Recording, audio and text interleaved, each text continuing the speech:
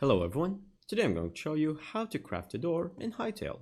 Make sure to watch the video until the end, not to miss any important details. Like and subscribe.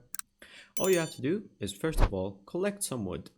You can collect any type of wood you would like. So from here, if you come to any tree and then you start cutting down for any type of logs, then you will now be able to create that log and craft it into a stable. And so from here, once we have that done, if you had an axe it will be much quicker. Now you have some logs.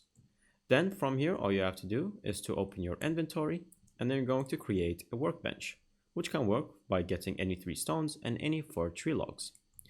Once you have the workbench, you're going to then place it wherever you want and then open it.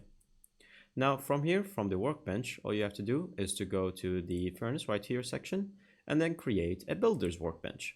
So by clicking on this section, you will need 6 tree logs and then 3 any stones, and then you're going to place it wherever you want. Once you have that, then click on F.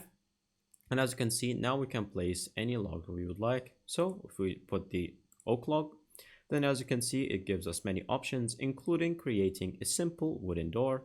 And so from here, you can create it, and then you can create however many you want. And now we have a wooden door in our inventory, and then you can place it wherever you want.